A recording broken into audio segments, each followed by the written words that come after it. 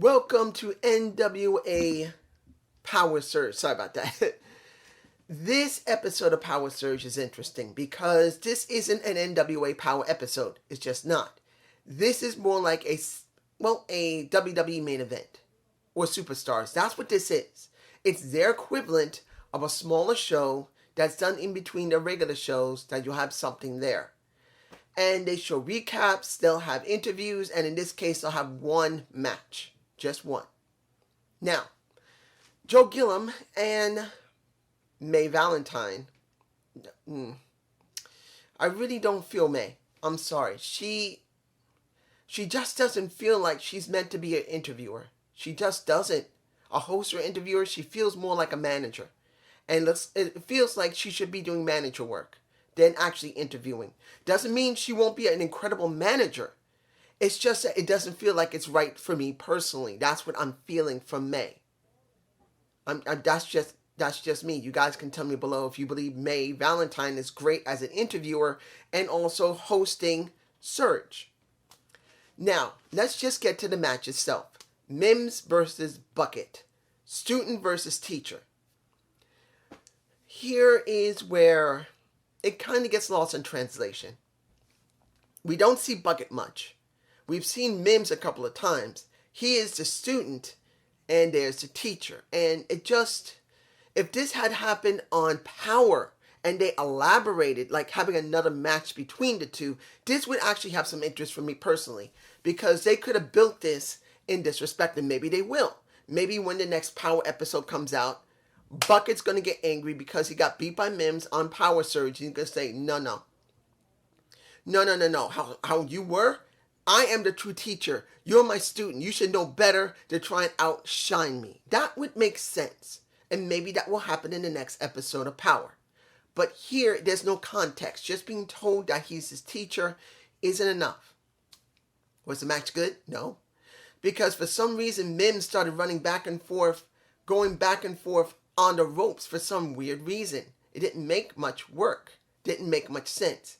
Now, mind you, in this match, because there's only one match, the camera work was okay. There were a couple of butt shots, and here they are. I mean, either on my right or left side. I always tend to forget which side I'm going to be putting it on. But you'll see there's maybe only 2 shots that had butt shots. I mean, there might have been a couple of more, but that was because it was done so quickly. I'm talking about shots that are long, and you see the butt or the tits or whatever someone's face for longer than a split second, more than a second or two. This way you got the reasons why I say camera work is important. You don't choose somebody out because someone's ass gets in the camera for less than half a second to maybe near a second. It's 2-3 seconds long. People will stare at it like this. That's the reason why for that. Mims won, but then it doesn't really have a context. It needs more. They need to elaborate on it, maybe, because PowerrrSurge is the preempting for the feud they'll have at Power. Let's hope that's that. Now, we had 3 interviews. And the first one was with Mike Perrell. Now, May said that he was openly gay. Now, here's the thing when it comes to those who speak about their sexual orientation or their religious or their political beliefs in any type of sport or wrestling. It's got to be in context. Will it just be basically mentioned and they don't mention it very often or at it again, or would they show it every single time? In this respect, Perrell agreed what she said, that he's gay, but he went straight into his promo, into it saying, look, why was I not allowed to come back to Power immediately? Why did I have to go to Japan? I had to do that myself. I had to go to Japan, then come back to Power. I'm angry about that, and because I'm angry, everybody on the roster, I don't care if you're the TV champ, the national champ, the world champ. I am coming for you. I'm going to destroy you. That was fine. There's no problem of someone mentioning your orientation or your religion or your politics. There's no problem with that as long as in the context that is not the motivating factor. In this situation, if it was, they have to write it in a way that makes it interesting but not so blatant. Now, in this respect, it was just mentioned. Fine, but we won't know until the subsequent episodes of Power or Surge again that we will know if they're going to be silly enough, and that is NWA, to make his gay lifestyle, his homosexuality, the more greater apparel than his ring work or his character. Because that could happen, and that will be dumb. Because not every wrestler wants who they are as a real person to be exposed that way. It's not what they want. They want to let their character come over or their work, not their actual life or lifestyle or whatever you want to call it.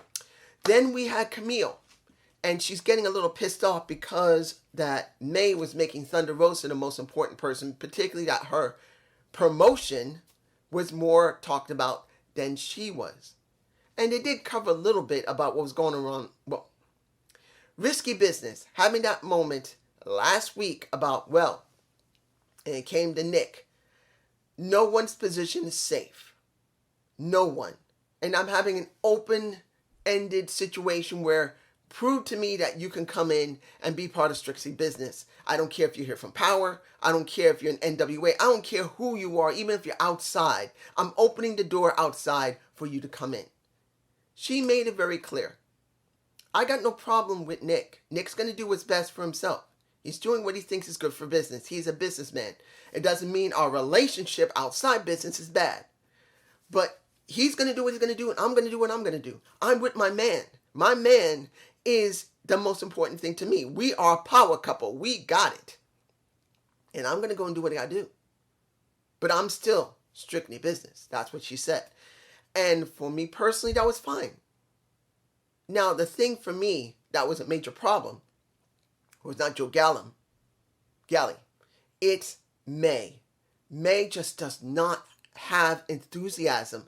I understand she's a very soft-spoken person like Velvet Sky. Velvet can get animated with her voice, but I don't know if May can. May just does not feel animated. She feels incredibly robotic. Now, when it comes to a Velvet Sky, I truly believe as a reviewer, she will be much better suited to it because when it's time, and I've seen her over the years in Impact Wrestling, TNA, she could become highly animated with her voice. She can show enthusiasm, but May just doesn't feel it. I don't feel it from her. But you guys tell me below what you feel. Then we got Nick Aldis, who came out at the very end of Surge. And he clarified what he said last week. He said, look, I'm not telling you that anyone in Strictly Business is in danger of being kicked out. Latimer is an elite level wrestler. No problem. He's safe. Camille is an elite level wrestler. She's safe. As long as they can keep that level, they're perfectly fine. Just like himself. But he made it very clear that there are people that are hungry in the NWA, but they're just not ready 100% yet. So I want true competition. I want more. I have a standard as the gold standard for the bearer of the NWA. I must have something. So this is what we got. I had to say what I had to say. Now they asked him, is Adonis a part of Strictly Business? He made it very clear, and I thought he said yes. I really thought he was going to say, he said no.